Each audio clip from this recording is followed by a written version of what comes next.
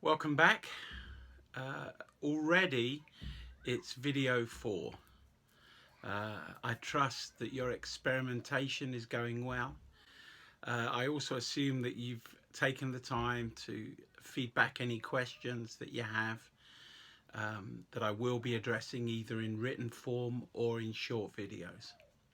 Well, our goal as men supporting the women we love while they're giving birth has become very clear to us. You can probably hear it in your own internal dialogue. You get a sense of it. You know, your goal, your only goal, is to maintain a felt sense of connection, of being deeply connected to her throughout the birthing process, or labour as it's called. It's really your goal while she's pregnant, while she's giving birth, and while you embark on your parenthood journey. Do you know, at the heart of all relationships, in a way, is our ability to communicate. And in this video, I'm going to talk about communication. Do you know, we're always communicating, even when we're not speaking. And the vast majority of that flow of information, not just words, but other aspects of how we present to the people in front of us, is happening largely at a deeply unconscious level. All human communication is multi-leveled and happening at these deeply unconscious levels. Grants us an opportunity as men supporting our pregnant lovers. It grants us an opportunity to gain insight into how the way we speak, the tones of our voice, the types of words we use, our body postures, how all those things can be practiced, can be used in such a way as to cement or cause that sense of deep connection that we want her to feel to us, that we want to feel to her, to be supercharged. The insights that you're going to gain through the video today and through practicing the exercises and reading the material will give you an edge when it comes to not just developing rapport, connection and a sense of presence with your partner, but in every area of your daily life. And don't forget, in the birth room there will be other people from time to time who you will need to communicate with at important times. Your understandings that you will gain through insight from this video and this program will serve you as you deal with them. Okay, so given that our communication patterns have been forming at a deeply unconscious level, what's the structure or what's the outline for how from a very young age we began to develop these patterns? Well, I want to suggest to you that there are universal patterns that get formed in us, that begin forming from a very early age, and you could argue before we were even born. Universal patterns that are that the human race has in common with each other. Whether you're Chinese, Indian, African, British, American, these patterns are rooted in an evolutionary adaptive process, physiological patterns. Then we have the kind of cultural patterns that begin to form in us again very early, depending on where we live, depending on which country we live in, depending on which nation state, if you like, that we've grown up in. These are deeply unconscious, but they're cultural patterns. Then, of course, you have all of those ways of communicating, all of those ways of making meaning in the world that you inherited from your family, ways of being that we got from being in the family that we have. And then, of course, we have personally evolving patterns, ways of making sense of the world that we've developed ourselves. You know, I've got 6 children, 6 grandchildren, all born within the same family system, but yet all uniquely different. So, universal patterns. There's a professor called Professor Ekman who a number of years ago suggested to the academic community that there were such things as universal emotions. he was pointing back to the work of Charles Darwin. Now, Charles Darwin said that there are these universal emotions that are expressed on the musculature of the face of human beings. They happen in a split second. They happen because of the amygdala system. There's an evolutionary reason for them. And Paul Ekman said, well, I wonder whether that's true. In the meantime, people have said, no, that's bollocks. There's no such thing as universal emotions, no such thing as universal facial musculature movements or facial movements. So Paul Ekman went on a journey to a South American tribe, a hunter-gatherer tribe, a tribe that hadn't really changed much since we were hunter-gatherers. And he sought to find out. Well, long story short, and there's a clip coming up in your notes, he discovered that, lo and behold, there are 7 universal emotions that come out on the face in micro movements in a split second that are universal across the human race. Now, you know the way communication works, don't you? Communication is kind of like a feedback loop. You are being stimulated by data coming into you right at this moment. Inside, you have to make sense of that data in the best way that you can. As you make sense of the data, as you make meaning of what's being said, you give out a signal. You give out a signal from your face, you give out a signal from your body. If you talk, you give a signal in the tone of your voice. That signal is then received over here.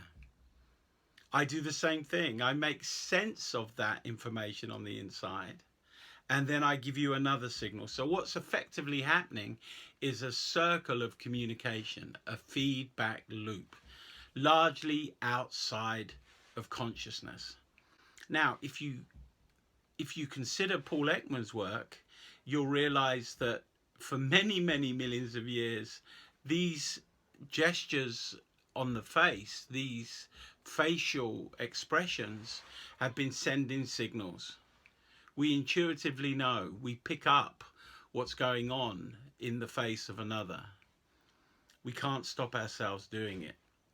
But again, it's largely happening at unconscious levels. So they're the universal patterns.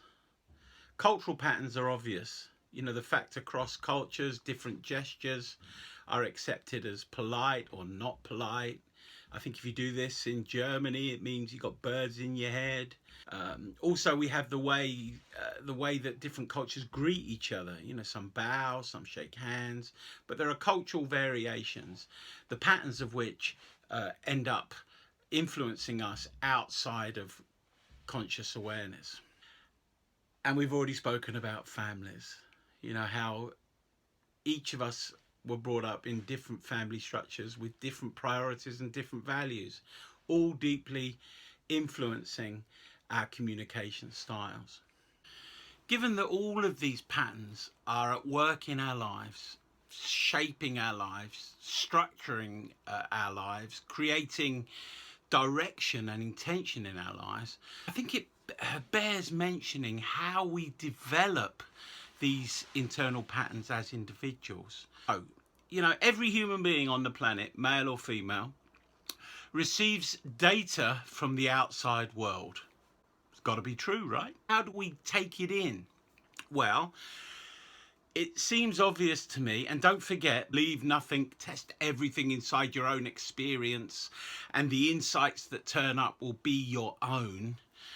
Every human being on the planet, through their 5 senses, their eyes, their ears, their nose, their mouth, their skin, is receiving in any given minute billions of signals from the outside world through their data receiving instruments.